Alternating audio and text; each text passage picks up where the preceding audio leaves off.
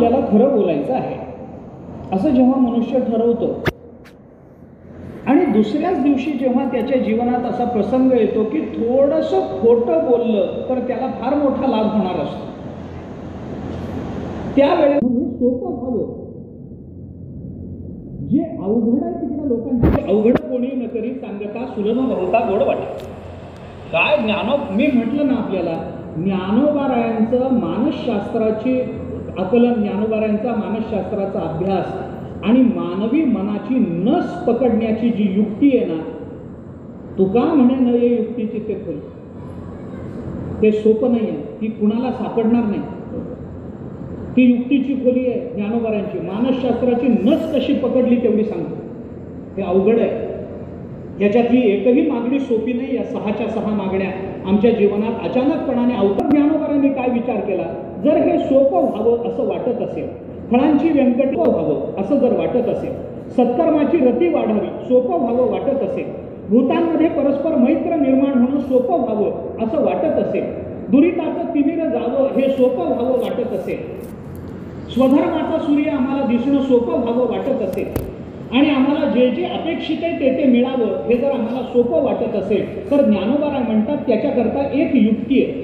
हे सगळं अवघड आहे हे मलाही माहिती आहे, पण हे सोपं व्हायचं असेल तर त्याच्याकरता एक उपाय आहे, तो म्हणजे या जीवाला संतांची संगती घडली की हे सोपं.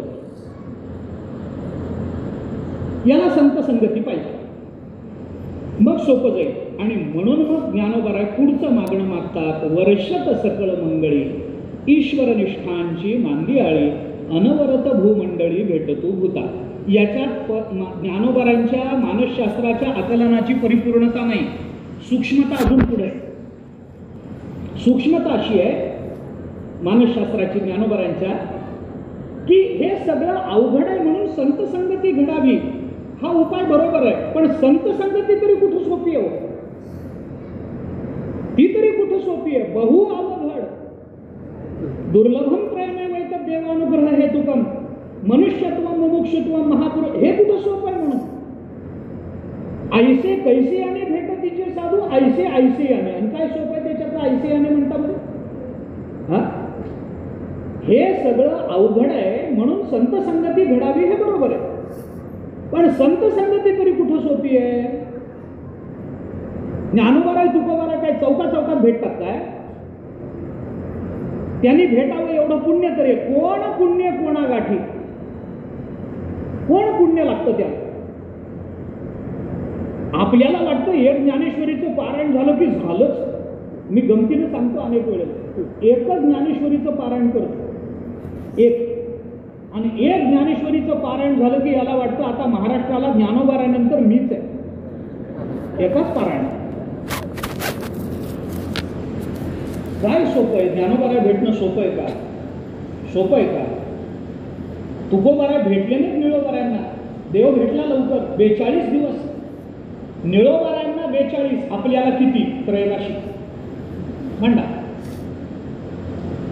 42 दिवस निळोबारायांना तुकोबारायांचं दर्शन व्हायला सोपं आहे का. अहो देवाला संत भेटत नाही, देवाला भेटत नाही.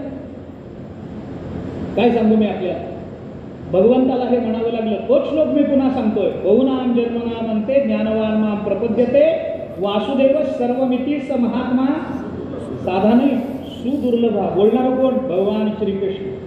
ते म्हणतात त्याला मिळत नाही थोर प्रेमाचा भुकेला, हाची दुष्काळ तयाला, त्याला भेटत नाही. मी एक वाक्य बोलू का, बघा जमलं तर घ्यायचं तर घ्या, नाहीतर टाकून द्या.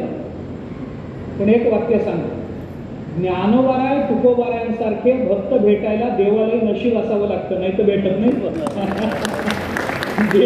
देवाचं पुण्य कमी पडेल,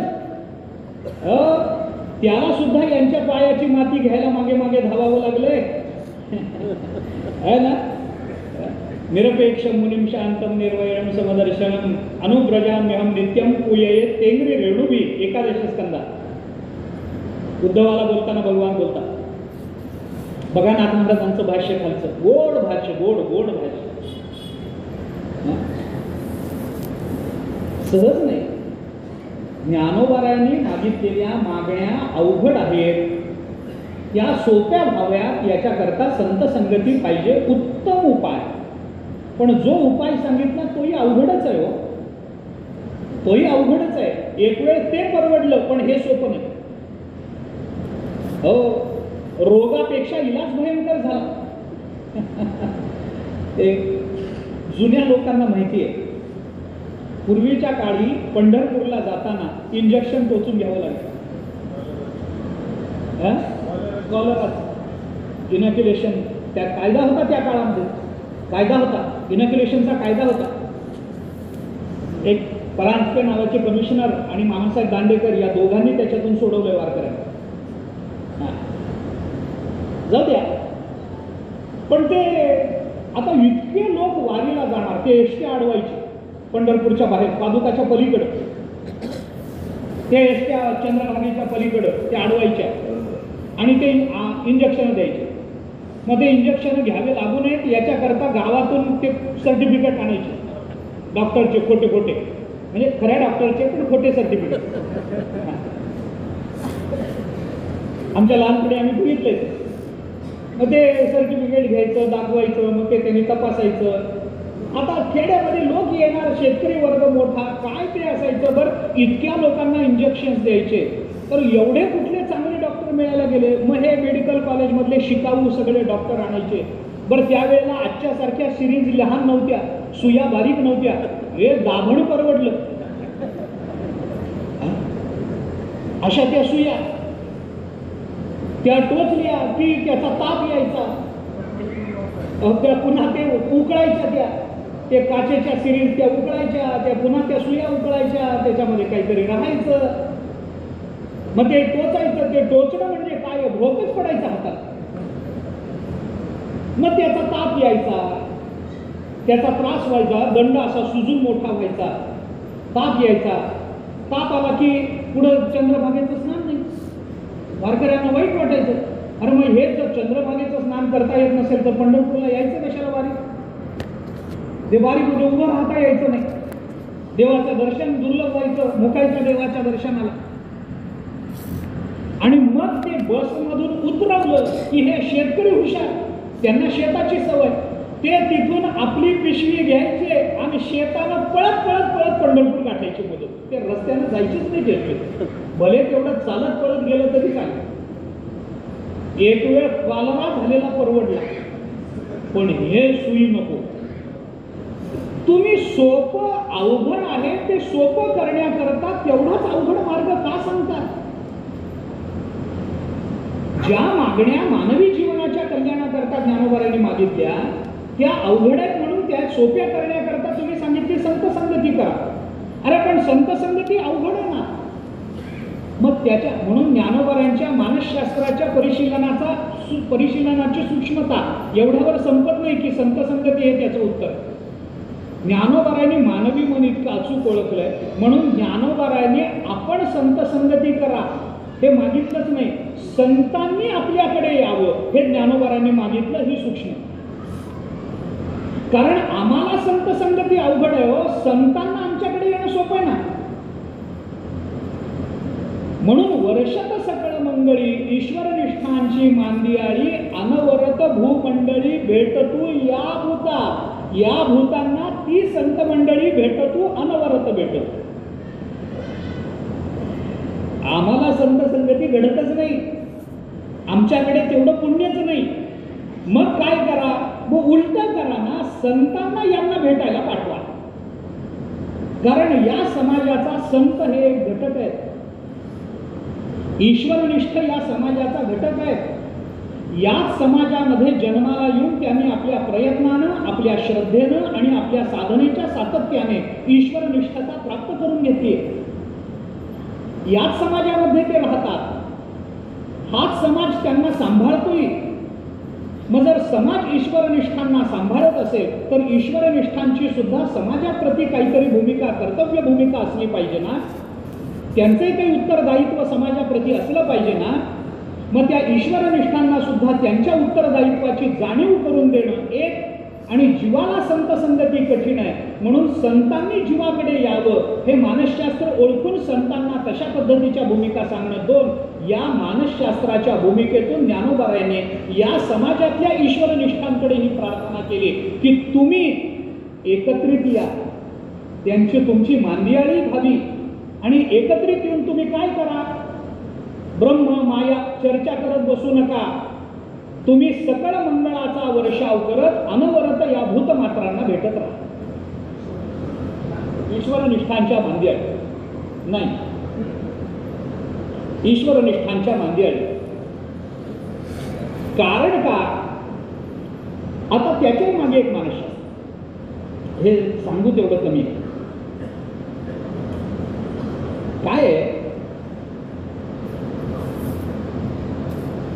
साधक आणि सिद्ध सामान्य नियम आहे, मला विस्तार करायचा नाही आहे. पण साधकाने लोकांतात राहू नये आणि सिद्धाने एकांतात राहू नये हा नियम. साधक लोकांतात राहिला की तो कधी सिद्ध होत नाही आणि सिद्ध एकांतात राहिला की त्याच्या ज्ञानाचा उपयोग होत नाही. ज्याला ब्रह्मज्ञान झालं, जो ईश्वरनिष्ठ आहे, ज्याला काही कळालं परमार्थातलं, त्याच्याने जर त्याचं जीवन धन्य झालेलं असेल तर आपल्या जीवनाची धन्यता साधून घेऊन जर तो एकांतातच बसून राहत असेल तर त्याला प्राप्त झालेल्या ज्ञानाची उपयुक्तता शून्य आहे. त्याने ते ज्ञान समाजामध्ये येऊन समाजातल्या दीन दुबळ्यांना, अज्ञानी जीवांना कल्याणाकरता देणं हे त्याचं कर्तव्य आहे. सिद्धानं संतानं एकांतात बसू नये. ज्ञानोबाराय बसले तर मुक्ताबाईंनी दार उघडायला भाग पाडला. लक्षात ठेवा, हे ताटीचे अभंग सोपे नाही. ज्ञानोबाराय ताटी लावून बसले होते, मुक्ताबाईंनी उघडायला भाग पाडलाय. मुक्ताबाई म्हणतात असं करून चालत नाही दादा, अरे तू जर असं दार लावून बसलास तर समाजाने कुणाच्या तोंडाकडे बघावं रे? या समाजाला धन्य करणारं कोण आहे पुन्हा या जगात? तू दार लावून बसणं योग्य नाही. विश्व जरी झाले वन्नी, संती सुखे व्हावे पाणी, विश्वपट ब्रह्मदोरा, काठी उघडा ज्ञानेश्वरा. काय करुणा, काय कीव घातली ज्ञानोबारायांची. एकांतात बसून चालत नाही, म्हणून त्यांनी काय केलं पाहिजे? वर्षत सकळ मंगळी, ईश्वरनिष्ठांची मांदियाळी, अनवरत भूमंडळी भेटतो होता. साधकाने लोकांतात राहू नये. साधक लोकांतात राहिला की त्याच्या साधनेचं 100% वाटलं. आणि तुकोबारांसारखा महात्मा व्हावया भिकारी हेचे आम्हा कारण, अंतरोनी जन व्हावे दुरी, संबंध तुटावा शब्दाचाही स्पर्श, म्हणून असं मोकलेली तुकोबारा म्हणतात. तुका म्हणे आम्हा एकांताचा वास, एकांतीचे सुख देई मज देवा, आघात या जीवा चुकवणी. ज्ञानी रूप राहे नाम निरंतर आपुला विसर, ज्ञानी रूप वाचे नाम निरंतर आपुला विसर पडो नेदी. कशामध्ये होईल एकांतात? भंडारा डोंगर कशा करता होता? शूलभंजन पर्वत नाथ महाराजांकरता कशा करता होता? कशा करता? साधक दशेमध्ये एकांत घातक आहे आणि लोकांत घातक आहे आणि सिद्ध दशेमध्ये एकांत त्रासदायक. करू नये. त्याकरता ज्ञानोबाराय अशा ईश्वरनिष्ठांच्या मांदियाळीकडून ही अपेक्षा व्यक्त करतात की त्यांनी समाजामध्ये जावं आणि सर्व समाजाला सकळ मंगळाचा वर्षाव करत भेटत राहावं. का? भूमिका फार सखोल आहे. कारण संत संगतीचा जो परिणाम, संत संगतीचं, संतांच्या कृपेचं सामर्थ्य अगाध आहे.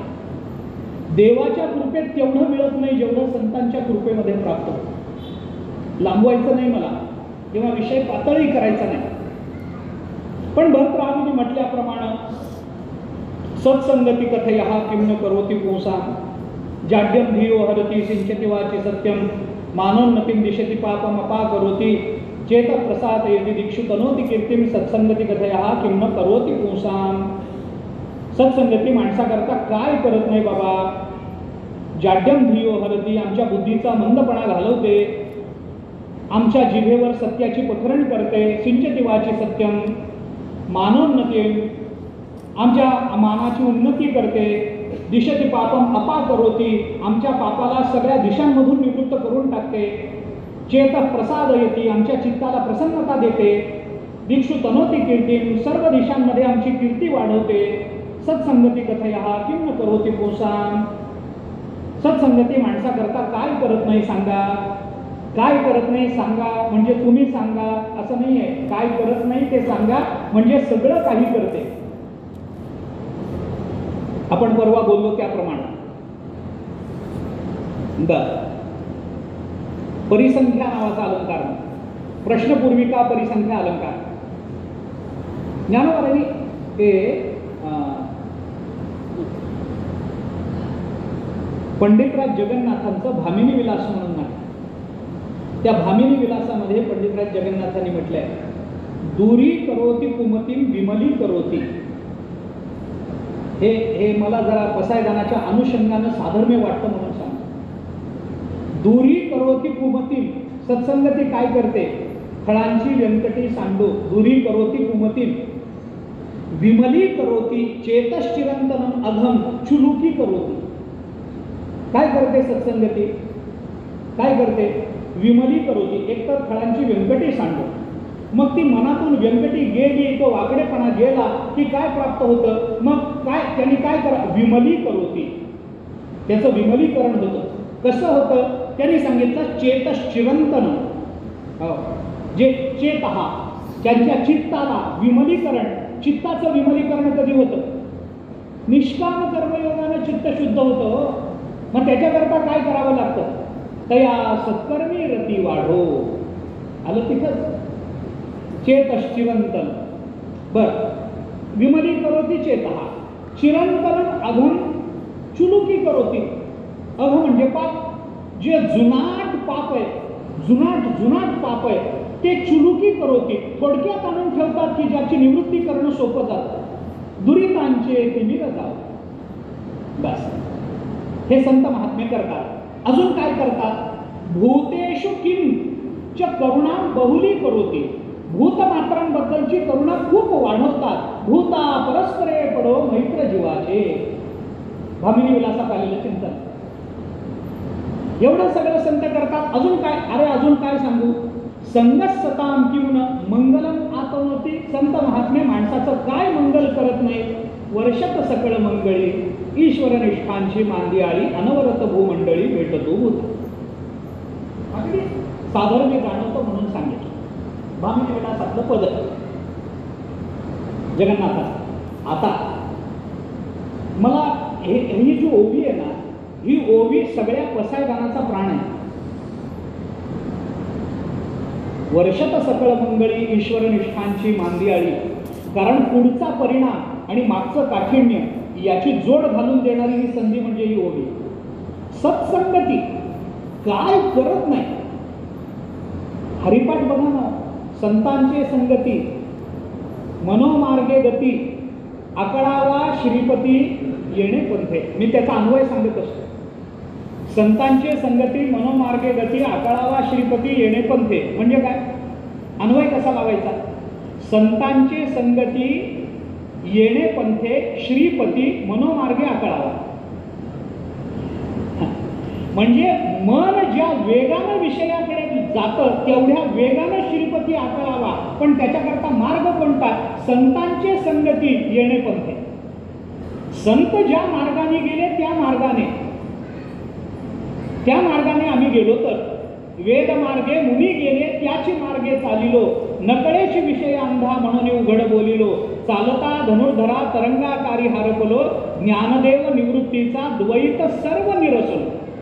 झाली परमात्मा प्राप्ती. याच्याकरता ही ओवी फार महत्वाची. ज्ञानोबा बोलतात, वर्षत सकळ मंगळी ईश्वर निष्ठांची मांदियाळी, अनवरत भूमंडळी भेटतो भूता. काय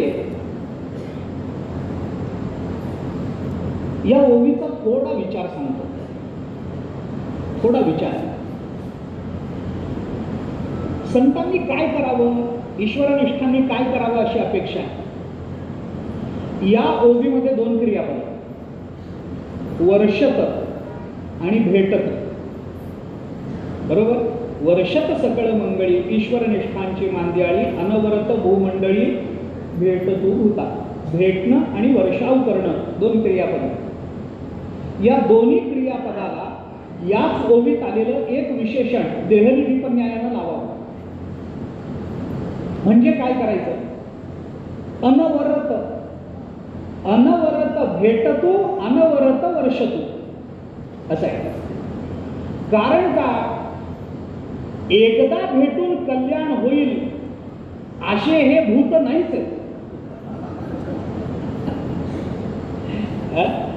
अनवरत भेटत राहिलं पाहिजे, अनवरत. कारण संत एकदा भेटून उपदेश करतील तर एकदा भेटून उपदेश होणार नाही असं नाही, पण त्या उपदेशाकरता आधी अंतःकरण इतकं तप्त झालेलं पाहिजे. अहो मला सांगा, वाला कोळ्यासारखा दरोडेखोर कितीदा भेटले नारद? एकदाच भेटले ना, एकदाच भेटले. मग एकदा भेटलेल्या नारदाने वाल्याचा वाल्मिकी केला तर आम्ही तर वाला कोळी नाही होत ना. मग आम्हाला एकदा भेटले तर काय होतं? आमचंही होईल, होत नाही. वाला कोळ्याचं होईल, आमचं होत नाही. का होत नाही? मी आपण त्याच्यापेक्षा अमुक आहोत असं मला म्हणायचं नाही.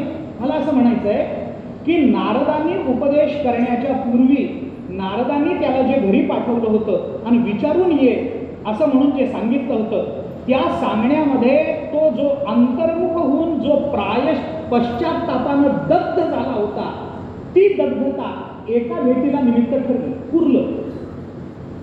आम्हाला पश्चात्तापच नाही की आम्ही संसार करतो, नाहीच ना. व्हावा असं माझं म्हणणंही नाही.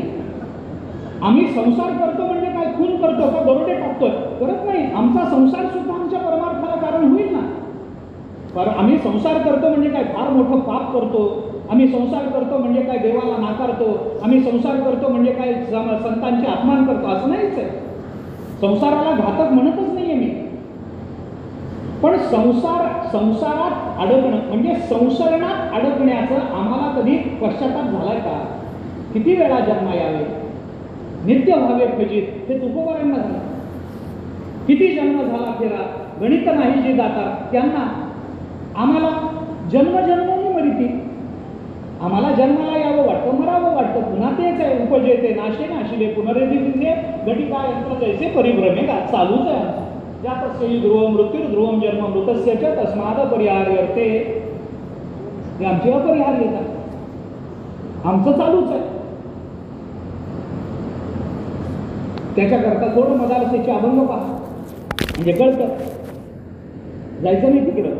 मला सांगायचं आहे असं की अनवरत का भेटलं पाहिजे? कारण एकदा भेटून आपलं भागत नाही. 12 वर्ष गुरुच्या घरी राहून आलेल्या श्वेतकेतूला सुद्धा तत्वमसी 9 वेळेला सांगावं लागलं. आपली काय कथा आहे? त्याच्यापेक्षा सोपं सांगतो. हरिपाठ करताना, हरिपाठ ज्ञानोबा यांचा हरिपाठ, त्याचं ध्रुपद काय? ज्ञानोबा यांच्या हरिपाठाचं ध्रुपद काय? हरिमुखे म्हणा, हरिमुखे म्हणा. दोनदा कशात? दोनदा सांगायचं काय कारण आहे? एकदा हरिमुखे म्हणा हा मुख्य उपदेश आहे आणि ज्ञानोबा यांनी सांगितलं की का हरिमुखे म्हणा, हरिमुखे म्हणा, पुण्याची गणना पूर्ण करी. दोनदा सांगायचं कारण काय? कारण 750 वर्षापूर्वी ज्ञानोबरायांना हे माहिती होतं की एकदा सांगून हे सुधरत नाही. यांना दोनदा तरी कमीत कमी सांगितलं पाहिजे. हरी बोला, हरी बोला, नाही तरी अबोला, व्यर्थ गलवला करू नका. नाथ महाराजांचा हरिपाठ दुसराच अभंग आहे ना. हरी बोला, हरी बोला, हरिमुखे म्हणा, हरिमुखे म्हणा. एकदा सांगून कळत नाही, अनवरत भेटत. आणि काय केलं पाहिजे? अनवरत वर्षत, वर्षावे अनवरत झाला पाहिजे. जय जय ओ शुद्धे उदारे प्रसिद्धे अनवरत आनंदे वर्षतीये. वर्षत सकळ मंगळी ईश्वर निष्ठांची मांदियाळी अनवरत भूमंडळी भेटतू होता. विस्तार खूप आहे. कारण संत महात्मे आपल्या जीवनामध्ये आपल्याला ज्या पद्धतीनं सांगतात, समजावून सांगतात, तसं सांगणारं या जगात दुसरं कोणी नाही, दुसरं कोणी नाही. संतांचा उपदेश दोन माध्यमातून होतो. धावता विचार किंवा हे अनवरत का भेटत राहावं, दोनदा का सांगावं लागलं, याची कारणं खूप आहेत. पण थोडा विचार सांगतो. का अनवरत भेटत राहावं? संत महात्मे आपल्याला जो उपदेश करतात तो दोन माध्यमातून होतो. एक कृती आणि दुसरे शब्द. कृती आणि शब्द. त्याचं कारण असं आहे, त्याच्याही मागचं मानसशास्त्र. माणसाच्या अंतःकरणामध्ये निर्माण झालेल्या कोणत्याही भावनांची अभिव्यक्ती फक्त या दोनच माध्यमातून होते, तिसरं माध्यम माणसाला नाही. आपल्या मनामध्ये क्रोध निर्माण होवो, आपल्या मनामध्ये लोभ निर्माण होवो, आपल्या मनामध्ये काम निर्माण होवो, अथवा आपल्या मनामध्ये सद्भावना निर्माण होवो, या सर्व भावनांची अभिव्यक्ती होण्याची, प्राकट्य होण्याची दोनच माध्यम आहेत. एकतर मनुष्य कृतीच्या माध्यमातून भाव व्यक्त करतो, नाहीतर शब्दाच्या माध्यमातून करतो. तिसरं माध्यम माणसाला नाही, माणसाला नाही, कुणालाच नाही. विचार करा, एखादा मनुष्य रागावला तर एकतर शिव्या देईल, नाहीतर राग वाढला तर मारामारी करेल. मारामारी करणं ही कृती आहे आणि शिव्या देणं हा शब्द आहे ना. कुत्रा एकतर शेपूट हलवेल, नाहीतर भुंकेल. भुंकणं शब्द आहे, शेपूट हलवणं क्रिया करणं. कोणत्याही जीवाची ही दोनच भूमिका आहे, माध्यम दोनच आहेत अभिव्यक्तीला. भावना अभिव्यक्तीचं माध्यम दोनच माध्यम, तिसरं माध्यम नाही. मग ज्या वेळेला शब्दाने सांगून कळत नाही त्यावेळेला कृतीनं सांगावं लागतं. कारण ज्याला कृतीनं सांगावं लागतं त्याचा अधिकार कमी, आणि ज्याला शब्दानं कळतं त्याचा अधिकार श्रेष्ठ, असं असतं. अर्भकाचे साठी पंते हाती धरिली पाटी, तैसे संत जगी क्रिया करोनी दाविती अंगी. पण क्रिया करोनी पुन्हा करतात अर्भकाचे साठी, अधिकार कमी आहे. पण शब्दानं काही बोलले नाही. ज्ञानोबा आहे, पत्राला फक्त उत्तर पाठवलं, शब्द कृती काही केली नाही.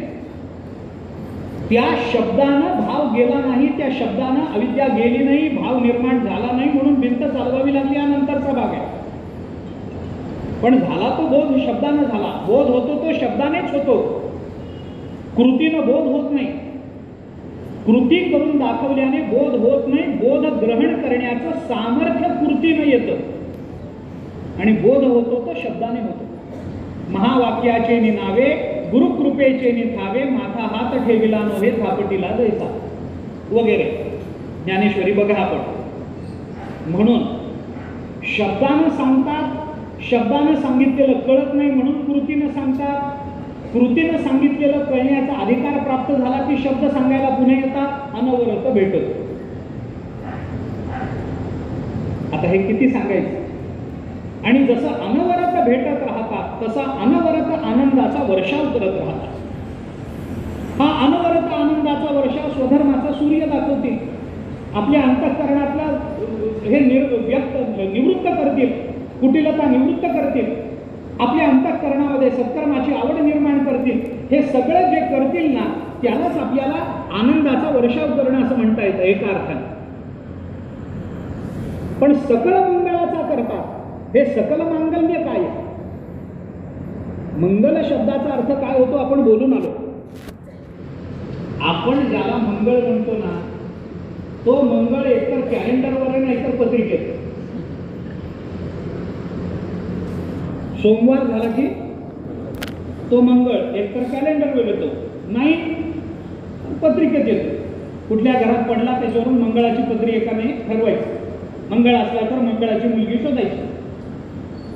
दोघंही मंगळ असले तरी त्यांचं मंगळ झाल्याचं अजिबात नाही. आता काय सांगू मी आपल्याला, जेथ मंगळाच्या अंकुरी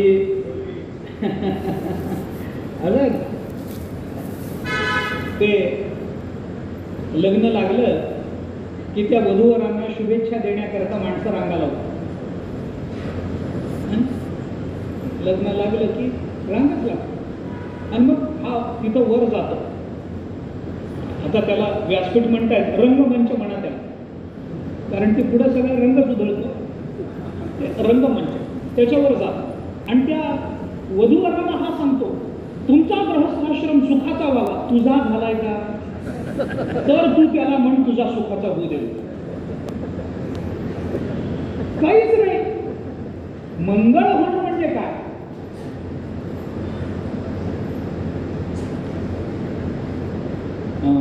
कठोपनिषदा श्रेयश्च प्रेयश्च मनुष्यम एतस्तौ संपरित्य विविनक्ति धीरः श्रेयो हि धीरोभि प्रेयसो वृणीते प्रेयो मंदो योगक्षेमात् वृणीते. कठोपनिषदात श्रेय आणि प्रेय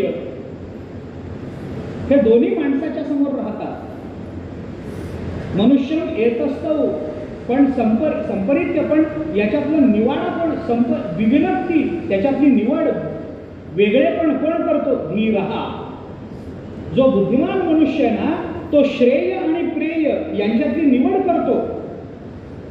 आणि ज्याला बुद्धी आहे, ज्याला त्याची कल्पना आहे, श्रेयो ही धीरोभी प्रेयसो वृणीते, आणि जो धीर बुद्धीचा पुरुष आहे त्याला श्रेयाची अपेक्षा असते, आणि प्रेयो मंद बुद्धीचा जो मनुष्य आहे त्याला योगक्षेमा करता फक्त प्रेयसाची आवड असते, फक्त योगक्षेम. आम्ही योगक्षेमा करता जन्माला आलो का? पोट भरण्याकरता आम्ही जन्माला आलो का? आम्ही संपत्ती कमावण्याकरता जन्माला आलो का? आमच्या जगण्याचे हेतू काय? देवाने आम्हाला माणूस म्हणून जन्माला घातलं, याच्यामध्ये देवाच्या अंतःकरणात काही हेतू असेल की नाही? हे करणं आमचं काम नाही. जर आम्ही तेवढंच करत असू तर उपनिषद आपल्याला मंद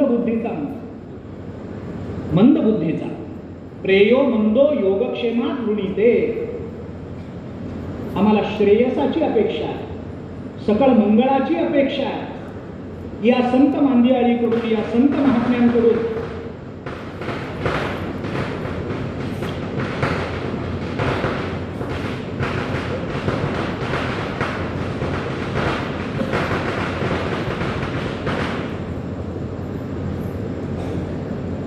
आमच्या जीवनाचं आम्ही कल्याण साधून घेतलं पाहिजे, ही ज्ञानोबरांची अपेक्षा. संतांनी आमच्याकडे यावं ही त्यांची कृपा आहे, पण ते भेटू नये, आम्ही तसंच राहावं हा आमचा करंटेपणा आहे. ज्ञानोबराय बोलून दाखवतात ना, मामी विश्वेश्वर भेटे आणि जीवग्रंथी न तुटे, हे बोल नको ओखटे कानी. अरे ज्ञानोबराय भेटावे तर आपण जीवच राहावं. तुकोबरायांचं समोर दर्शन व्हावं आपल्याला, आणि तरी आपलं अज्ञान जाऊ नये. तुकोबराय भेटावे, चोखोबराय भेटावे, आणि तरी अजून आम्ही मंदच राहावं. याच्यासारखं करंटे पण दुसरं काही नसेल जीवनामध्ये. हातात ज्ञानेश्वरी घेऊन जगणारे लोक रडतात कसे हे मला अजून कळलं नाही. हातात ज्ञानेश्वरी आहे, अंत महाराज कसं होईल? अरे हातात ज्ञानेश्वरी, आनंदाचा गाभा हातात आहे, तुकोबरांची अक्षरं हातात आहेत, आणि संसाराच्या नावाने रडतो मनुष्य. काय करंटेपण असेल, काय दुर्दैव असेल. संतांनी आम्हाला भेटावं, आमचं कल्याण करावं, कारण आम्हाला कळत नाही. ज्ञानोबरांना हे कळतं. काय कळतं? आम्हाला काही कळत नाही, आणि आम्हाला काही कळत नाही हेही आम्हाला कळत नाही, हे ज्ञानोबरांना कळतं. म्हणून त्यांनी संतांना सांगितलं की ते तुमच्याकडे येणार नाही बाबा, तुम्ही त्यांच्याकडे जा, तुम्ही त्यांच्याकडे जा, आणि त्यांच्यावर सकळ मंगळाचा वर्षाव करून त्यांचं जीवन धन्य करा, एवढं करा. त्यांना सांगितलं ईश्वरनिष्ठांना. बरं, एकटे जाऊ नका. काल बोलल्याप्रमाणे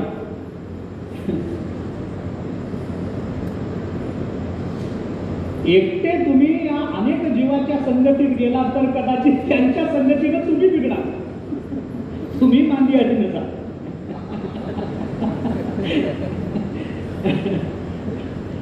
ढेकणाच्या संगे हिरा जो भंगला, कुसंगे नाडला माणूस नाही हो, साधू साधू.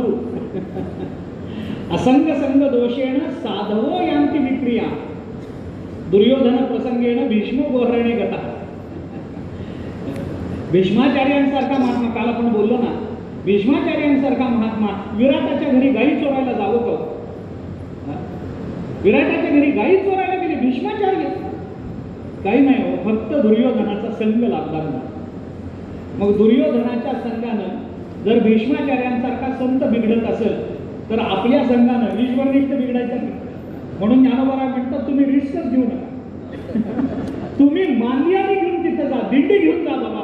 मग त्यांच्यावर काही परिणाम झाला तर होईल, नाहीतर नाही. ईश्वरनिष्ठाची मांदियाळी अनवरत भूमंडळी भेटत होता. झालं. आता अजून एक भीती ज्ञानोबरांच्या अंतःकरणात. जीवाचं कल्याण व्हावं मान्य आहे, त्या कल्याणाकरता हे घडावं मान्य आहे, पण हे घडणं अवघड आहे हेही मान्य आहे. ते सोपं होण्याकरता संत संगती व्हावी मान्य आहे. संत संगती अवघड आहे मान्य आहे, म्हणून संतांनी यांना भेटावं हेही मान्य आहे. पण अजून एक भीती आणि अजून एक अडचण याच्यामध्ये. अडचण अशी आहे की भले संत स्वतःच्या इच्छेने आमच्यापर्यंत येतील आमचं कल्याण करून घेण्याकरता, पण जर आम्ही त्यांना संत म्हणून ओळखलंच नाही तर परिणाम कधी होतो? कुठेतरी मला त्यांच्या सामर्थ्याची जाणीव झाल्याशिवाय माझा त्यांचा संबंध येणार नाही ना. नाहीतर कपाळाला गंध लावून फिरणारे अनेक लोक आहेत किंवा समाजामध्ये. आम्ही काय प्रत्येकाच्या पाया पडत बसतो काय? कपाळाला गोपीचंदन लावून बुक्का बरोबर गोल मधोमध लावून फिरणारे कमी आहेत का? आम्ही काय सगळ्यांच्या पाया पडत बसतो का? का पडत नाही? कारण आम्हाला त्यांचं सामर्थ्य माहिती नाही आहे, कारण आम्ही त्यांना ते कोण आहेत हे ओळखलं नाही आहे. भले संत स्वतःच्या इच्छेने तुमच्या माझ्यापर्यंत अनवरत मंगळाचा वर्षाव करण्याकरता येतील, पण आम्ही जर त्यांना ओळखलं नाही, आम्हाला पापनिवृत्ती करता संत भेटले पाहिजेत. गोष्ट खरी आहे. पाप ताप दैन्य जाय उठा उठी झाली हरिदास आहेत हे कळलं तर ना. ते त्यांना जर मी समोर बाह्य रूपानं माणसासारखा माणूस म्हणून बघत राहिलो तर काय परिणाम होणार आहे? ज्ञानोबा ज्या काळामध्ये देहधारण करून राहत होते महाराष्ट्रामध्ये, त्यावेळेला किती लोकांनी ज्ञानोबारांना संत म्हणून ओळखलं सांगा ना. तुकोबारांना किती जणांनी ओळखलं त्या काळामध्ये? ओळखलं असतं तर उकळतं पाणी अंगावर टाकलं असतं काय? ओळखलं असतं तर त्यांचे अभंग उडवले असते काय? ओळखलं असतं तर कोकला पाटील गावचे हे लोक आता माझं भीक कोण झाली हे म्हणावं लागलं असतं काय तुकोबारांना? किती लोकांनी ओळखलं त्या काळामध्ये? ज्यांनी ओळखलं त्यांचं कल्याण झालं, पण ज्यांना चमत्कृतीतून त्यांचा परिचय झाला कालांतरानं, ज्या काळामध्ये ज्ञानोबाराय समोर होते, त्या ज्ञानोबाराय म्हणजे आपल्या गुरुचे गुरु आहेत हे विसोबा खेचरांना कळलं होतं का? ओळखलं होतं काय? नाही ना. भले संत आमच्यापर्यंत येतील, आम्ही जर त्यांना ओळखलं नाही, त्यांचं सामर्थ्य आम्हाला कळालं नाही, तर आमची त्यांच्या प्रती निर्माण होणारी निष्ठा, त्यांच्या प्रती आमच्या अंतःकरणामध्ये निर्माण होणारं प्रियत्व आणि त्यांच्या संबंधानं आमच्याकडून घडणारी प्रतिक्रिया त्यांच्या भेटीतली, ही जर घडणार नसेल तर हे सगळं पालथ्या घड्यावर पाणी होईल. ज्ञानोबारांच्या भाषेत बोलायचं झालं तर ते येतीलही, उपदेश करतीलही, पण आम्ही त्यांना ओळखलं नाही, त्यांचं सामर्थ्य कळलं नाही तर ज्ञानोबाराय म्हणतात तसं हे सगळं सांडी विखुरीच आहे. अर्जुनाला हीच भीती बोलून दाखवली भगवंताने. ज्ञानोबाराय एवढं सांगणार आहे? भगवंताने सांगितलं, कुणावर त्याचा परिणाम झाला? अर्जुनावर झाला, संजयावर झाला. संजयावर आधी झाला, कारण संजय आधीपासून देवाला ओळखून होते. अर्जुनावर उशिरा झाला, कारण त्याच्यामध्ये 11वा अध्याय यावा लागला. त्या विश्वरूप दर्शनानंतर जो भाव निर्माण झाला, त्याच्यामध्ये समर्पणाची भावना निर्माण झाली, त्याच्या संबंधानं प्रियत्वाची भावना निर्माण झाली. याशिवाय गत्यंतर नाही ही अपरिहार्यता तिथं सिद्ध झाली. आणि मग 18व्या अध्यायामध्ये नष्टो मोहा बोलून दाखवतात. पण धृतराष्ट्राचं काय झालं? तो तसाच जैसा म्हैसा मुठी का पुरा, तसाच चिखलामध्ये बसून राहिलेला रेडा. महाभारताने काही केलं नाही. ज्ञानोबाराय कनवाळू आहे, कृपाळू आहे, म्हणून ज्ञानोबारायांनी त्याला बळबळ मुक्त केलंय. अंधू तोही अवसरे सुखिया झाला. महाभारताने नाही केलं मुक्त, त्याला ज्ञानोबारायांनी मुक्त केलंय धृतराष्ट्र. ज्ञानोबारायांचा धृतराष्ट्र मुक्त झालाय, व्यासांचा नाही. लक्षात घ्या. अर्जुनाला सुद्धा मध्ये 11व्या अध्यायामध्ये चमत्कृती दाखवावी लागली, रेडा बोलवावा लागला, भिंत चालावी लागली, मेलेलं मूल कीर्तनामध्ये उठून बसावं लागलं, अभंग अलगद पाण्याच्या बाहेर करून यावे लागले.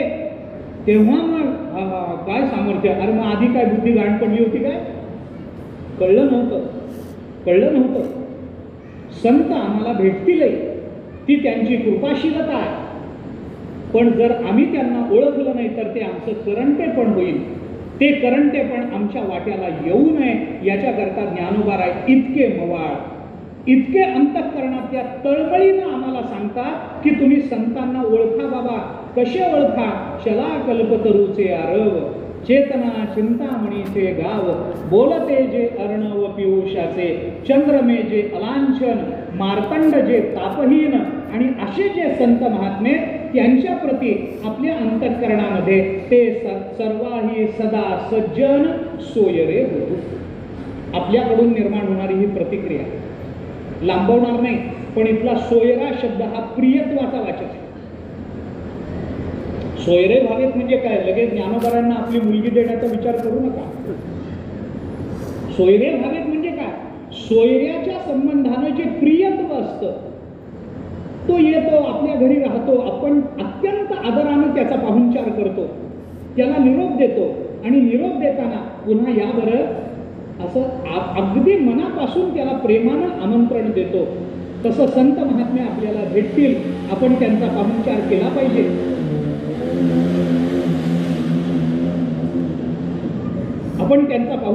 पाहिजे. त्यांना घरामध्ये विश्रांती दिली पाहिजे. त्यांच्या विश्रांतीच्या वेळेला रस्त्यावरून जोरजोरात फटफट्या नेल्या नाही पाहिजेत.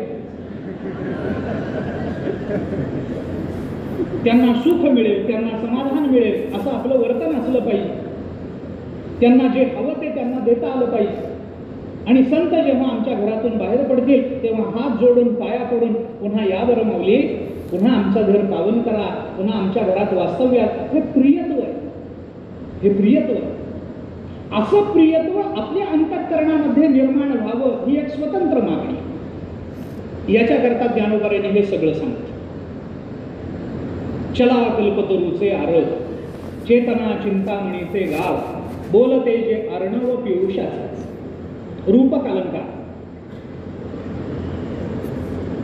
नुसता रूपक नाही, साहित्य दर्पणाच्या भाषेमध्ये अधिकारूढ वैशिष्ट्य रूपक म्हणतात त्याला, किंवा आपण त्याला अधिक रूपक म्हणतो. पण त्याचं मूळ साहित्यशास्त्रातलं नाव अधिकारूढ वैशिष्ट्य रूपक असं नाव साहित्य दर्पणामध्ये विश्वनाथाने त्याला या पद्धतीने हे केलं. रूपक अलंकार. तद रूपकम अभेदो य उपमान उपमेय योहो. रूपकाचं लक्षण काव्य प्रकाशामध्ये मम्मटाने केलं. रूपक अलंकार त्याला म्हणा, उपमान आणि उपमेयाचा जिथे अभेद असतो त्याला रूपक अलंकार असं म्हणतात. तद रूपकम अभेदो य उपमान उपमेय योहो. उपमान आणि उपमेय यांचा अभेद म्हणजे रूपक अलंकार. त्या विश्वनाथाने सुद्धा रूपकात, आता ते म्हणजे सगळं सांगणं अवघडच आहे. रूपकम रूपित आरोपो विषये निरपन नव्हे असं लक्षण आहे. निरपन नव्हे.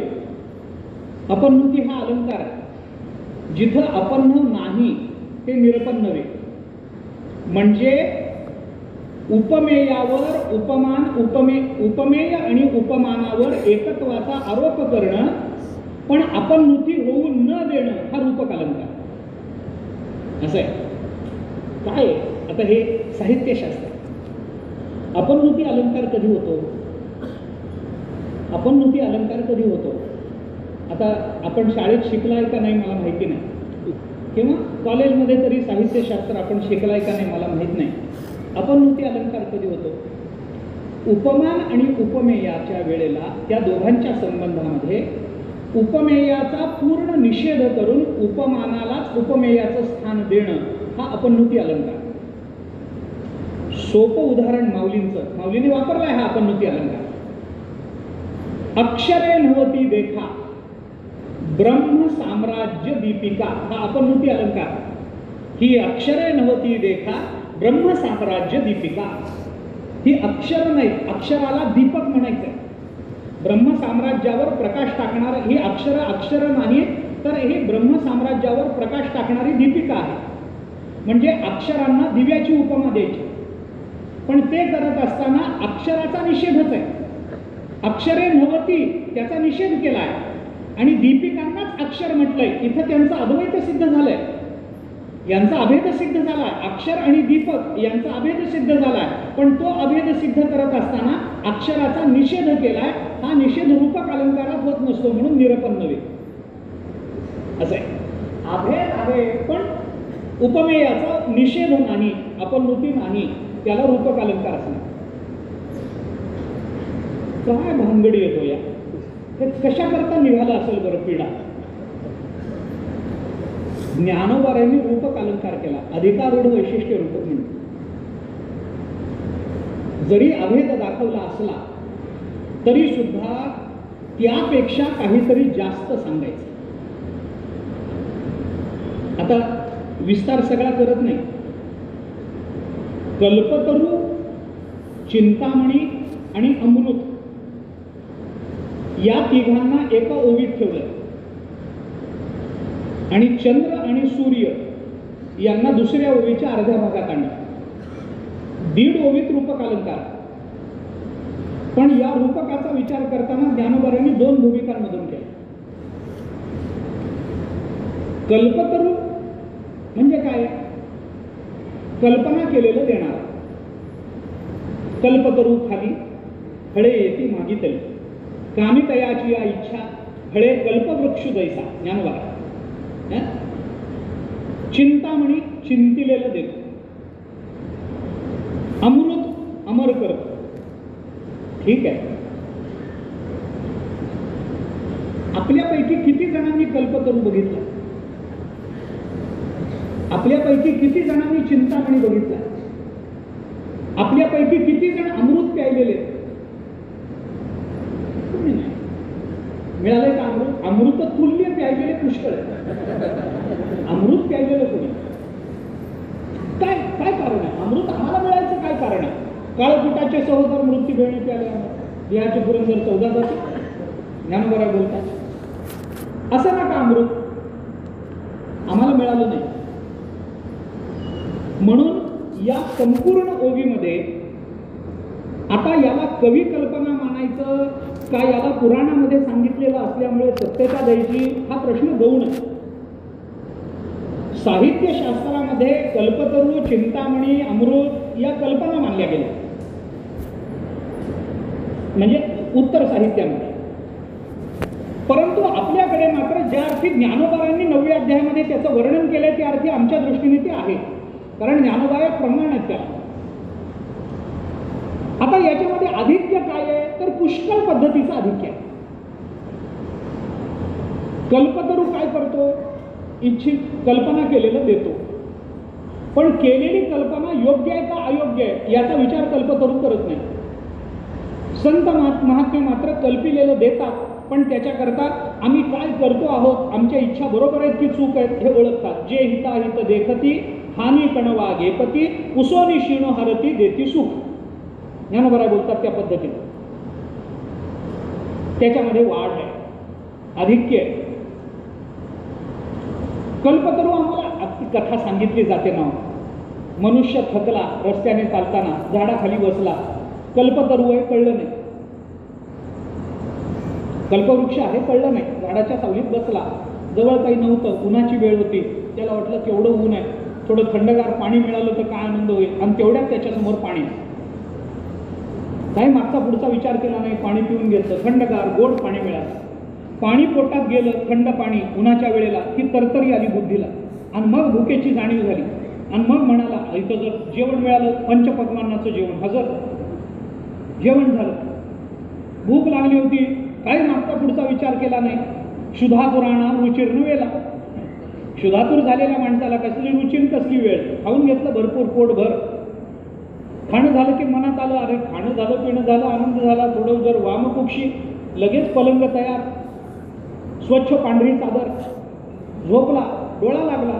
संध्याकाळी झोप झाली, उठून बसला आणि झोप झाली, पोटात गेलं, पाणी गेलं, सगळं झालं. मग मनात विचार आला, पाणी म्हणल्याबरोबर पाणी आलं, जेवण म्हणल्याबरोबर जेवण आलं, झोप म्हणल्याबरोबर पलंग आला. अरे म्हणत ते यायला लागले, इथं भूत तर नसेल. भूत हजर. आणि भूताला बघितल्यावर घाबरला आणि मनात आलं, खाणार तर नाही. पुण्यतिथी. कल्पवृक्ष आम्ही कल्पिलेलं देतो. कल्पना योग्य आहे का अयोग्य आहे, अधिकारात आहे का अनधिकारात आहे, विचार करत नाही. कल्पवृक्षाला विचार नाही आहे. पण संत महात्मे मात्र चला वाढीव. दुसरं चला या पदात वृद्धी आहे. आम्हाला कल्पवृक्षाखाली मागितलेलं मिळतं, बरोबर आहे. पण कल्पवृक्ष आमच्याकडे येतो का आम्हाला कल्पवृक्षाकडे जावं लागतं? आम्हाला जावं लागतं. रविश्चंद्रो घनावृक्षा नदीगावश्य सज्जना येथे परोपकाराय युगे देवन निर्मिता मान्य आहे. पण झाडाची सावली हवी असेल तर झाड आमच्या मागे येत नाही, बाबा सावली सावली सावली करत. आम्हाला सावलीत जावं लागतं. संत महात्मे चल आहे, ते स्वतः आमच्याकडे येतात. किती सांगू आणि काय काय सांगू. शेवटचं सांगतो, तिन्हीचं मिळून वेळ संपली आपली. समारोप करायचा आहे मला. सांगण्यासारखं पुष्कळ आहे. विचार करा.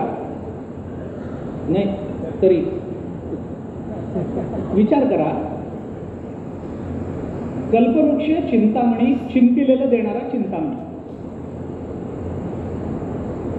अमृत करणारा अमृत, अमर करणारा अमृत. ठीक आहे. कल्पवृक्ष आम्हाला कल्पिलेलं देतो.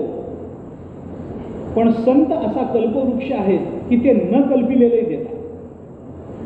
जय जय देव श्री गुरु अकल्पनाख्य कल्पतरो स्वसंविद्रुम बीज प्ररोहणावनी. 18व्या अध्यायाचं नमन.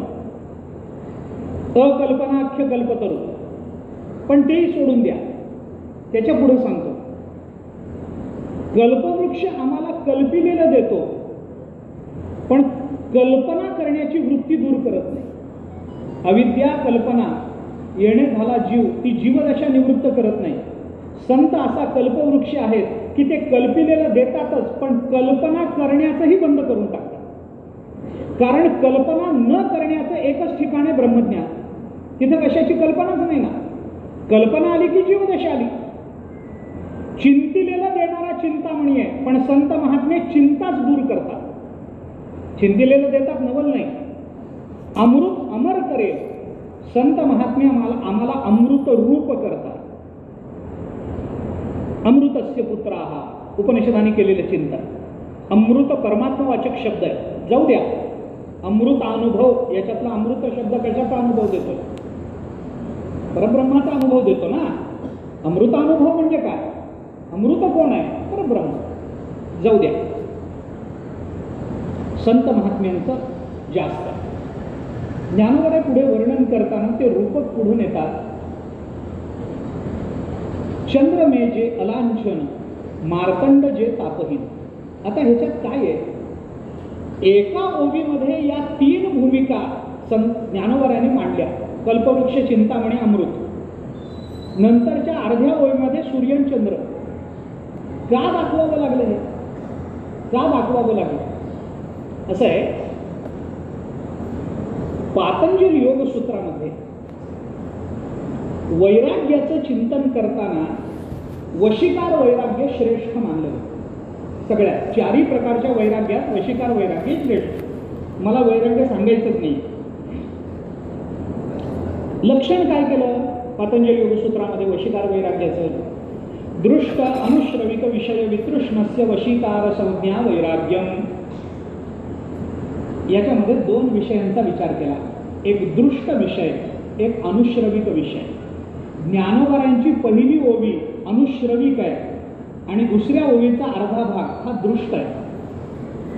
अनुश्रविक विषयाबद्दलही आमच्या अंतःकरणामध्ये आत्मत्व प्रियत्व भावना निर्माण होऊ शकते आणि दृष्ट विषयाबद्दलही एक भावना निर्माण होऊ शकते. पण अनुश्रविक विषयाच्या गुणश्रवणातून भावना तीव्र होते आणि दृष्ट विषयाच्या दोष निवृत्तीतून भावना तीव्र होते. मानसशास्त्र कसं आहे बघा. म्हणून सूर्य आणि चंद्रातले गुण सांगितले नाही, तिथं दोष निवृत्ती सांगितली. काही विषय दृष्ट आहेत, काही विषय अनुश्रविक आहेत. लाडू लाडू लाडू मी जर आता तुम्हाला विचारलं लाडू खाता का हो, तर तुम्ही उगी बळबळ म्हणाल, प्रवचनात बसलोय आता कुठं लाडू असतो का वगैरे म्हणाल, मला खात्री आहे. पण खरंच इथं कोणी लाडू वाटायला आलं तर प्रवचनात कोण बसेल याची मला शंका आहे. लाडू आम्हाला आवडतो की नाही, तर आवडतो. का आवडतो लाडू? लाडू पाहिजे का? पाहिजे. खावा वाटतो का? वाटतो. का त्याच्याबद्दल प्रियत्व भावना आहे? कारण याच्या पूर्वी आम्ही लाडू खाल्लेला आहे, आम्हाला त्यावेळेला तो आवडलेला आहे, मनाला पटलेला आहे, पण मनासारखा मिळालेला नाही म्हणून पुन्हा मिळण्याची अपेक्षा. बरोबर. लाडू आम्ही पूर्वी खाल्लाय, आम्हाला आवडला म्हणून आम्हाला पुन्हा मिळावा असं वाटतो, मान्य आहे. मला सांगा लाडू पाहिजे का? पाहिजे. आता मला दुसरं उत्तर सांगा, तुम्हाला अमृत पाहिजे का? अमृत पाहिजे ना. कधी खाल्लं होतं पूर्वी? बरं खाल्लं होतं का प्यायलं होतं? कुणाला माहित? अरे ते कसं आहे हेच माहित नाही. ते घट्ट आहे का पातळ आहे, पानात वाढावं लागतं का वाटीत वाढावं लागतं, काळसर आहे का पांढरं शुभ्र आहे का निळ्या रंगाचं आहे का तांबड्या रंगाचं आहे, चाटावं लागतं का चोखावं लागतं का गटागटा प्यावं लागतं का पोळीला लावून खाता येतं, कोणाला माहिती कसं आहे ते. पण पाहिजे की नाही? पाहिजे. कशामुळं पाहिजे? अरे आम्ही त्याच्याबद्दल ऐकलंय. अनुश्रविक विषय आणि दृष्ट विषय. मग आम्ही जेव्हा त्याला एखाद्याला विचारू अमृत पाहिजे का, तर तो म्हणेल हा अमृत पाहिजे ना. पण आम्ही जेव्हा विचारू लाडू पाहिजे का, तर आपण म्हणू बुंदीचा असला तर पाहिजे. दुसरा रव्याचा नको का? कारण दृष्ट विषयात दोष असण्याची कल्पना मनुष्य करू शकतो, पण अनुश्रविक विषयात दोषाची कल्पना येत नाही म्हणून तिथं गुणांचं आदान करून सांगितलं. हे मानसशास्त्र कुठे आहे माऊलींचं? माणसाचं मन किती ओळखलंय माऊलीने, किती ओळखलंय. म्हणून मग चंद्रमेघे अलांछन, अलांछन चंद्रमा. चंद्राला लांछन काय काय आहे? कृतीचं लांछन काय?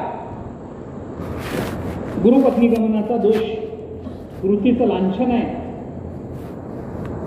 गणेशाला बघून हसले लांछन आहे. कृतीचं लांछन मानता येऊ शकतं. त्या रघुवंशावर एक टीका आहे. त्या टीकेमध्ये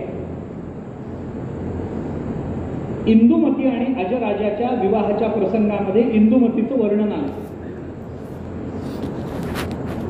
आणि त्या इंदुमतीचं वर्णन करताना असं म्हटलंय की ती इंदुमती इतकी सुंदर होती की देवादिकांना तिची भुरळ पडली असं म्हटलंय. मग ती इतकी सुंदर का होती हे सांगताना असं सांगितलं की इंदुमतीला निर्माण करताना ब्रह्मदेवाने चंद्रातली बचतभर माती घेऊन त्याच्यापासून इंदुमतीचा चेहरा बनवला होता आणि तेवढी माती चंद्रातली काढून घेतली म्हणून चंद्राला तो खड्डा पडला. असा रघुवंशाच्या टीकेत.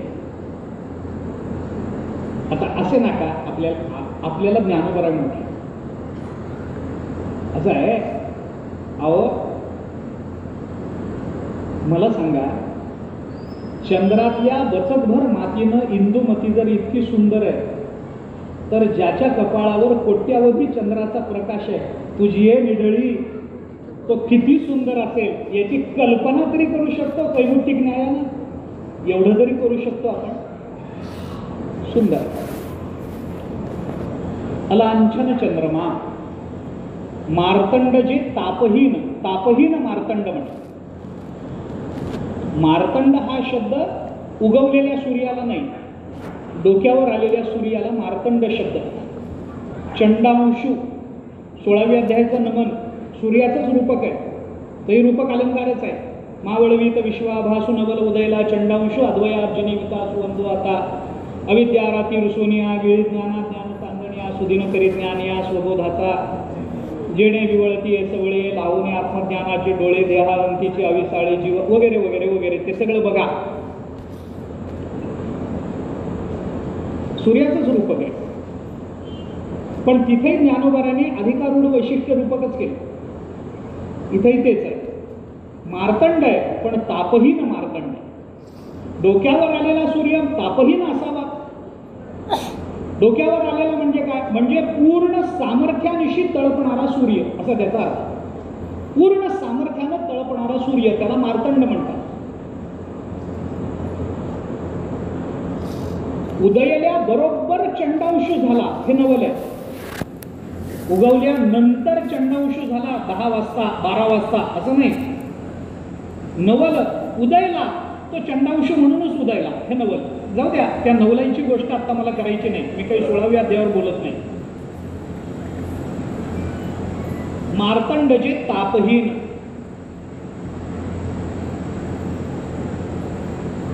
सामर्थ्य आहे पण त्रासदायक नाही. सामर्थ्य असून त्रासदायक नसणं हे सज्जनतेचं लक्षण आहे, संताचं लक्षण आहे, सद्गुरूंचं लक्षण आहे. नाहीतर सामर्थ्य प्राप्त झालेले लोक बहुतांश वेळेला समाजाला त्रासदायक ठरतात. मला विस्तार करायचा नाही, तो माझा प्रांतही नाही, तिकडं बोलायचंही नाही. सामर्थ्य आलं की मनुष्य आपल्या सामर्थ्याची अभिव्यक्ती किंवा जाहिरात करण्याकरता कुणाला तरी त्रास देण्यातून आपल्या सामर्थ्याची व्यक्तता करत असतो. आणि चांगल्या कामातून सामर्थ्य व्यक्त करण्यापेक्षा वाईट कामातून सामर्थ्य लवकर आणि सर्वांच्या चटकन लक्षात येण्यासारखं व्यक्त होतं. याच्याकरता मनुष्य निंद्य कर्माकडे प्रवृत्त होतो आणि मग तिथं आपल्या सामर्थ्याची चुणूक जगाला दाखवत असतो. पण सामर्थ्य असूनही लोकांना त्रासदायक न ठरणं हे संतांचं लक्षण आहे. आणि असे संत तुम्हाला ओळखू यावेत म्हणून जी लक्षणं सांगितली ज्ञानोबराय म्हणतात, त्या लक्षणांनी युक्त असणारे संत जर तुम्हाला भेटले तर तुम्ही त्यांच्या बाबतीत काय प्रतिक्रिया दिली पाहिजे, ते सर्वही सदा सज्जन सोयरे झाले पाहिजे. ते सर्वांना सदा सज्जन सोयरे झाले पाहिजे. कारण या चारही गोष्टी एकत्रित येत नाहीत. आता याच्यामध्ये अजून एक अलंकार आहे. चला कल्पतरूचे आरव चेतना चिंतामणीचे गाव. इथं च या व्यंजनाची पुनरुक्ती आहे. चला कल्पतरूचे चेतना चिंतामणीचे बोलते जे अर्णव पियुषाचे. आणि या ओवीमध्ये ते सर्वाही सदा सज्जन सोयरे होतो. स याची पुनरुक्ती. सगळे हे अलंकार आहेत, हे साहित्यातले सांगत बसत नाही. पण अलंकारातही अलंकार कसा वापरावा ज्ञानोबा असू द्या. आता सर्वाही सदा सज्जन सोयरे. काही सोयरे पण ते सज्जन नाही. काही सज्जन सोयरे असल्याचं दाखवतात पण ते सदा सज्जन नसतात. काही सदा सज्जन असल्याचं दाखवतात पण ते सर्वांना सोयरे होत नाही. बरं, काही लोक आमच्याकडे सज्जन आहेत पण ते आम्हाला सोयरे म्हणून स्वीकारतच नाही. हे सगळं एकत्रित यावं आणि त्यांच्याबद्दल आपल्या अंतःकरणामध्ये आत्मत्व आणि प्रियत्व निर्माण व्हावं याच्याकरता सोयरे शब्द वापरतात. आणि ज्या वेळेला या लक्षणांनी युक्त असणारे हे ईश्वरनिष्ठ आमच्या जीवनात येतील आणि मागितलेल्या मागण्यांना सुकर करून देतील, त्यावेळेला त्याचा परिणाम काय होतो? किंबहुना सर्व सुखी पूर्ण होवो नितीही लोकी भजिजो आदिपुरुषी अखंडित. माणसाने सर्व सुखानं संपन्न व्हावं हे ज्ञानोबरायांची अपेक्षा. याच्याकरता हे सगळं सांगणं चाललं. आता वेळ संपली, पुढे जातो. झालं, सगळ्यांचं सुख मागून झालं. ज्ञानोबराय म्हणाले थांबा, 1 मिनिट, अजून एक राहिलं. अहो किंबहुना सर्व सुखी म्हणाला ना. किंबहुना हा शब्द मागे आलेल्या विस्ताराचा संकोच करण्याकरता वापरला जातो. किंबहुना हा शब्द काय आहे? किंबहुना शब्द जिथं येतो तिथं मागे विस्तार असतो आणि पुढं संकोच असतो. विस्तार आणि संकोचाची संधी म्हणजे किंबहुना शब्द. अहो हे असं आहे, हे असं आहे, हे असं आहे, हे असं आहे. खरं सांगा, किंबहुना सगळंच तसं. संकोच मागे मात्र विस्तार. किंबहुना तुमचे केले धर्म कीर्तन. किंबहुना, बहुना किम. जास्त काय बोलायचंय, थोडक्यात सांगतो. या झालं, सगळे सुखी झालं. आता काय राहिलं? ज्ञानोबराय म्हणतात एक अपवादात्मक मागण्या. अपवादात्मक सगळं पत्र लिहून झाल्यावर खाली ताजा कलम, ताक, शाळेत शिकलो ना आपण. सगळं लिहून झाल्यानंतर थोडं एक राहिलं, तेवढं विशेषत्वाने अधोरेखित करण्याकरता ताजा कलम. तसं ज्ञानोबराय किंबहुना सर्व सुखी पूर्ण होऊन तिही लोकी भजिजो आदिपुरुकी अखंडित, हे मागून झाल्यानंतर आणि ग्रंथोपजीवी ये विशेष लोकी ये दृष्टादृष्ट विजय होवावे, हे विशेष मागणे. हे मागणं विशेष का? सर्वांमध्ये ग्रंथोपजीवी येत नसतील का? सर्व सुखीमध्ये ग्रंथोपजीवी ही सुखी. वेगळं मागायचं कारण काय? त्याचं कारण असं आहे की सर्वांपेक्षा ग्रंथोपजीवींचा अधिकार हा वेगळा असतो. आता ग्रंथोपजीवी कोण आहे? ग्रंथावर जो उपजीविका करतो तो, म्हणजे ज्याचं पुस्तकाचं दुकान आहे तो नाही ना. नाही, ग्रंथोपजीवी इथला ग्रंथ शब्द वेदाचाही वाचक घ्या. वेदामध्ये मानवी जीवनाच्या कल्याणाकरता सांगितलेल्या सर्व सिद्धांतांना जो आपल्या कृतीतून अभिव्यक्त करतो तो ग्रंथोपजीवी आहे. ज्ञानोबरायांच्या भाषेमध्ये श्रुती स्मृतीचे अर्थ आपणची होगोनी मूर्त अनुष्ठाने जगा देत वडील जे हे श्रुती स्मृतीचे अर्थ आपणची होगोनी मूर्त तो ग्रंथोपजीवी. एक ग्रंथ आम्हाला जी दिशा देतात ती शाश्वत असते. ग्रंथामध्ये आपण बघा ना, मनुष्य बोलतो, शब्द मुखातून प्रकट होतात. शब्द कोणाचा गुण आहे? आकाशाचा. बरोबर आहे ना? शब्द गुणकम आकाशम. शब्द सांख्यकारिका, तर्कसंग्रह सगळीकडे सुरुवातीला आलेला विचार आहे. शब्द गुणकम आकाशम. शब्द हा आकाशाचा, परी कपाळी पिटे मेघाचा. ज्ञानोबराय, शब्द तरी आकाशाचा, परी कपाळी पिटे मेघाचा. झालं. शब्द आकाशाचा गुण असल्यामुळे उत्पन्न झाला की आकाशामध्ये विरून जातो. शब्द उत्पन्न होतो, आकाशामध्ये विरून जातो, पुन्हा शोधलं तर सापडत नाही. पण तोच शब्द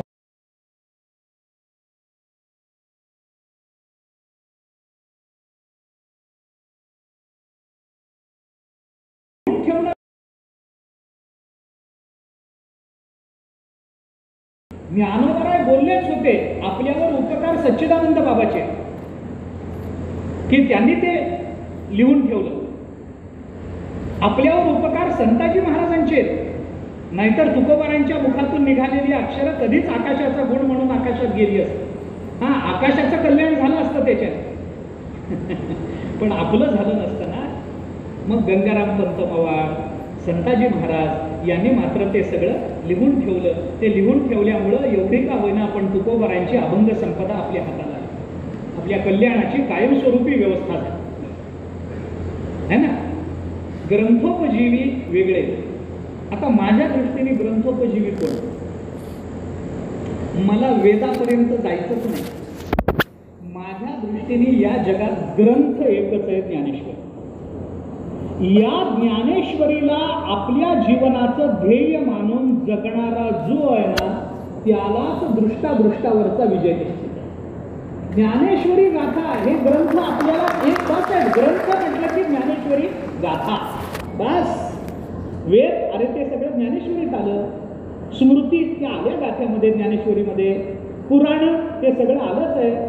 तुका म्हणे नाही विश्वास ज्या म्हणे पहावे पुराणी विचार. आलंच की पुराणं सगळी आलीच की पुराणं. अष्टादश पुराणे तीची मणिभूषणे पदपद्धती खेवणे प्रमेय रत्नांची आलीच की 18 पुराणं ज्ञानेश्वरीमध्ये. ज्ञानेश्वरी गाथ्यामध्ये नाही असा विषय जगताच्या पाठीवर नाही. जगामध्ये असा विषय नाही की ज्याची चर्चा ज्ञानेश्वरी गाथ्यात नाही. त्यामुळं ग्रंथोपजीवी म्हणजे कोण? ज्याला ज्ञानेश्वरी गाथा हीच आपली उपजीविका वाटते असे जे महात्मे त्यांच्या संबंधानं ज्ञानेश्वर महाराज हे बोलून दाखवतात की त्यांना काय मिळावं? अरे त्यांना दृष्टादृष्टावरचा विजय मिळावा. शेवटची प्रार्थना विशेषत्वानं ज्ञानोबारायांनी आणि या पदाने विशेषत्वाने केली. आणि एवढी प्रार्थना करून झाल्यानंतर ज्ञानोबाराय पसायदानाचा उपसंहार करताना म्हणतात, येथ म्हणे श्री विश्वेश्वरावो हा होईल दान पसावो येणे वरे ज्ञान देवो सुखिया झाला. ज्ञानोबाराय आपल्या विश्वेश्वरावो सद्गुरूंना प्रार्थना करतात की एवढं सगळं मागणं झालं, तुमचं मागणं मागून झालं ज्ञानोबा तुझं? निवृत्तीनाथ महाराजांनी विचारलं. ज्ञानोबाराय म्हणाले झालं माझं. याच्यामध्ये सगळ्या जगताचं कल्याण आलं. कोणी सुटलं नाही, कोणी सुटलं नाही. आतून परिवर्तन झालं, आतून झालं. खोटेपणा राहिला नाही. जीवन धन्यतेच्या काही परिसीमा शिल्लक राहिल्या आहेत? अजिबात नाही. काही मागायचं असेल तर आत्ताच मागून घे, काही राहिलं नाही. झालं. आणि मग निवृत्तीनाथ महाराजांनी सांगितलं एवढंच आहे ना, एवढंच आहे. काय पाहिजे? एवढं मागणं माझ्या पदरात टाका, काही नको. काय आहे हे सगळं? काय आहे हे सगळं? तो शोनी मज द्यावे, एवढं मला पसायदान द्या. मागितल्यानंतर येथ म्हणे श्री विश्वेश्वराव. निवृत्तीनाथ महाराज म्हणाले हा होईल दान पसावं, हा होईल दान पसावं होईल. आता गंमत काय, आता वेळ नाही माझ्याकडे, मला विषय लांबवायचा नाही. पण पहिल्या ओवीमध्ये जे पसाय दान होतं ते शेवटच्या ओवीमध्ये दान पसावं झालं.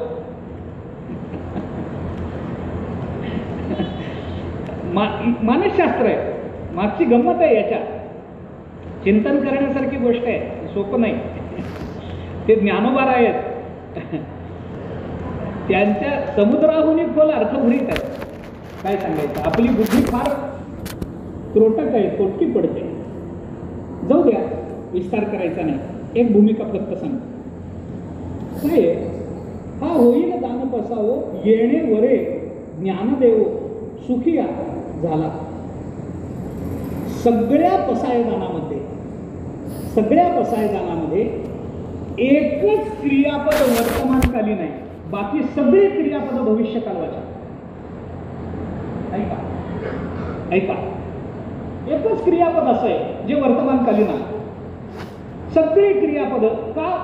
सुखिया झाला का? पसायदान मिळालं काय तुम्हाला? आता काय फळांची व्यंकटी गेलीच काय? सगळ्यांना सत्कर्मामध्ये आवड वाढती राहिलीच काय? सगळ्यांना संत भेटलेच काय? भेटले नाहीत ना. अहो मग सुखिया झाला कशाला? ज्ञानोबारायांनी असं म्हणायला पाहिजे होतं, येणे वरे ज्ञानदेवो सुखिया होईल. कारण हे सगळं पुढे व्हावं असं मागितलंय. फळांची व्यंकटी सांडो मग सुखिया होईल. सत्कर्मी रती वाढो मग सुखिया होईल. भूता परस्परे पडो भविष्यकाल. दुरितांचे तिमिर जावो नंतर पुढे. विश्वस्वधर्म सूर्य पाहो. जो जे वांछील तो ते लाहो. हे काय आहे सगळं? हे सगळी भविष्यकालवाची क्रियापद आहेत. हे असं व्हावं, हे पुढे मिळावं, संत महांती सगळ्यांना भेटत राहावी पुढं, मग सगळ्यांनी सुखी व्हावं. ग्रंथोपजीवीला दृष्टादृष्टावरचा विजय मिळावा आणि सुखिया झाला. अरे हे तर अजून मिळायचंय, अजून मिळालं नाही. आणि न मिळता सुखिया झाला कसा? सुखिया हो. थोडं चुकलं काय ज्ञानोबारायांचं? का लिहिताना सच्चिदानंद बाबांची थोडी चूक झाली काही? काय झालं? आपण हेच म्हणत आलो, येणे वरे ज्ञानदेवो सुखिया झाला. आणि झाला कसा? अजून तर काहीच झालं नाही तर तुमचा सुखिया पण झाला. अरे हे होऊ द्या ना आधी. परिणामाच्या परिपूर्णतेमध्ये तृप्तीची ढेकर द्यायची असते. परिणामाच्या कल्पनेत तृप्ती नसते. तुम्ही हे भविष्यकालवाचक बोलता, पण त्याचं उत्तर देऊन जातो फक्त. हे उत्तर काय आहे? विश्वात्मक आणि विश्वेशरावो या शब्दामधून ज्ञानोबारांनी आपल्या सद्गुरूंच्या स्वरूप आणि सामर्थ्याविषयीचं जे चिंतन केलं ना, याच्यामध्ये विश्वात्मकता हे सद्गुरूंचं स्वरूप आहे आणि विश्वेशरावो हे सामर्थ्य आहे. त्या काय असतं, काही जणांकडे सामर्थ्य आहे पण त्यांना स्वरूपाचा परिचय नाही, आणि काही जणांना स्वरूपाचा परिचय झालाय पण ते आपलं सामर्थ्य जगासमोर व्यक्त करत नाही. स्वरूप आणि सामर्थ्य, माझ्या सद्गुरूंचं स्वरूप काय आहे? ते विश्वात्मक आहे. आणि सामर्थ्य काय आहे? ते विश्वाचा ईश असणाऱ्याचे सुद्धा रावो आहे. हे त्यांचं जर सामर्थ्य असेल तर त्यांनी फक्त वर दिला तरी हे 100% होईल हा विश्वास आहे. म्हणून ते होण्याच्या आत मी आत्ता सुखिया झालो हे ज्ञानोबा बोलून जातात. विश्वात्मक विश्वेशरावो या 2 शब्दाची योजना त्याच्याकरता हे पसायदान ज्ञानोबारांनी मागितलं. त्याचा आपल्या मर्यादित वेळेमध्ये मर्यादित बुद्धीनं थोडासा जास्त मानसशास्त्राच्या अंगानं मी विचार आपल्या मांडण्याचा प्रयत्न केला. पसायदान आपण रोज म्हणतो, परंतु हे अजून तरी अवताराला आलेलं नाही, कारण ती जबाबदारी आपली. आपण रोज म्हणतो पण अर्थाचं अनुसंधान ठेवून म्हणत नाही. ते स्वजीवनाशी संबंधित आहे याची जाणीव ठेवून त्याचा विचार आपण करत नाही. किंबहुना त्याच्याकडे ते पाठ आहे म्हणून त्याच्या अर्थाकडे बऱ्याच वेळेला आपले डोळे झाकत झालेली आहे, दुर्लक्षित झालेले आहे. मी आपल्याला अनेक उदाहरणं अशी सांगेन. देश आपला स्वतंत्र झाला त्याला 70 वर्ष झाली, आणि त्या 70 वर्षामध्ये आपण जवळजवळ रोज शाळेत म्हणत आलेलो, सुजलाम सुफलाम मलयज शीतलाम सस्य श्यामलाम मातरम वंदे मातरम. झालाय का देश सुजलाम सुफलाम? ज्यांच्या हातात सोपवलाय ते सुजलाम आणि सुफलाम फार झाले. आम्ही धड सुजलाम झालो नाही, आम्ही धड सुफलाम झालो नाही. मग हे म्हणावं की म्हणू नये? रोज म्हणलं पाहिजे. का पसायदान अजून अवताराला आलं नाही तरी आम्ही का म्हणावं? त्याचं एकच कारण आहे, म्हणण्यातून वृत्ती निर्माण होते. आपण त्याची आवृत्ती देत राहू, आपल्या मनावर त्याचे परिणाम होत राहतील. आज नाही उद्या होतील, उद्या नाही परवा होतील. 700 वर्ष झाले नाहीत, 725 वर्ष झाले नाहीत, 750 वर्ष परिणाम झाले नाहीत, 750व्या वर्षी होणार नाहीत. लिहून देता काय? लिहून देता काय? होणारच नाही ते लिहून देता का? नाही ना. मग आपण श्रद्धेनं म्हणत राहिलं पाहिजे, अर्थाकडे लक्ष ठेवून म्हणत राहिलं पाहिजे. हे म्हणत राहू, त्याची आवृत्ती करत राहू, त्याच्या अर्थाचं अनुसंधान ठेवू, त्याच्या अर्थाचं चिंतन अंतःकरणामध्ये मनन करत राहू, चिंतन करत राहू, तर आपल्यालाच आपल्या वृत्ती परिवर्तनाच्या प्रेरणा जाग्या करता येतील. आणि त्याच्या जोडीला आपल्या हातात जर ज्ञानेश्वरी असेल, गाथा असेल, तर त्या प्रेरणा अधिक लवकर जाग्या होतील. म्हणून जर पसायदान अवताराला यायचं असेल, आकाराला यायचं असेल, तर ज्ञानेश्वरी गाथ्याचा आश्रय करणं हे आपल्या सगळ्यांचं कर्तव्य आहे. कारण ज्ञानेश्वरी आपल्याला जे देते, गाथा आपल्याला जे देतं, ते आपल्या जीवनाच्या कल्याणाकरता तर देतो, परंतु स्व आणि परकल्याणाच्या प्रेरणा सुद्धा या ग्रंथांनी आपल्या जाग्या केल्या. म्हणून ज्ञानेश्वरी वाचली पाहिजे. ज्ञानेश्वरीसारखा अद्भुत ग्रंथ नाही. ज्ञानेश्वरीचं महात्म्य सांगत राहू तर कदाचित रात्र संपून जाईल. ज्ञानेश्वरी असा अलौकिक ग्रंथ आहे, असा अपूर्व ग्रंथ आहे, असा अद्वितीय ग्रंथ आहे. भले ती गीतेवरची टीका आहे, पण नुसती गीतेवरची टीका म्हणून जर आपण ज्ञानेश्वरीकडे बघू तर ज्ञानेश्वरीच्या व्यापकत्वाशी प्रतारणा केल्याचं पाप आपल्याला लागतं. तिचा आयाम व्यापक आहे, तिचा अर्थ व्यापक आहे. भगवंतानी जे सांगितलं ते ज्ञानोबारांनी सांगितलंच, पण भगवंताला जे सांगायचं होतं पण सांगता आलं नाही तेही ज्ञानोबारांनी सांगितलं. एवढंच नाही, भगवंताला जे सांगता आलं नाही तेही ज्ञानोबारांनी सांगितलं. किती सांगू मी आता आपल्याला, थोडंसं स्पष्ट बोलतो. खरं सांगू का, कल्पना म्हणा, काही म्हणा, भाव म्हणा, भावना म्हणा, काही म्हणा, पण भगवान श्रीकृष्णाने जर ज्ञानेश्वरी वाचली तर भगवान श्रीकृष्ण सुद्धा ज्ञानोबारायांना म्हणतील, मलाही असंच सांगायचं होतं पण सांगता आलं नाही. ही ज्ञानेश्वरी, ही ज्ञानेश्वरी. मला असंच सांगायचं होतं माऊली, पण मला जमलं नाही. देवाला जे करता येतं ते संत करतातच, पण संत जे करून दाखवतात ते देवाला करता येईलच नाही, येणारच नाही. म्हणून तर संतांना पुन्हा यावं लागतं. ज्ञानेश्वरी वाचा, गाथा वाचा. सगळ्यांच्या अंतःकरणपूर्वक प्रार्थना आहे, सगळ्यांच्या चरणावर मस्तक टेकवून प्रार्थना आहे. हात जोडतो तुमच्या समोर, पाया पडतो तुमच्या समोर, पण ज्ञानेश्वरी वाचा, गाथा वाचा. याच्याशिवाय आपल्या जीवनाची धन्यता नाही. थोडा वेळ वाचा, जास्त वेळ वाचा, 50 ओव्या वाचा, 100 वाचा, 10 वाचा, 5 वाचा, मला त्याच्याशी संख्येशी कर्तव्य नाही.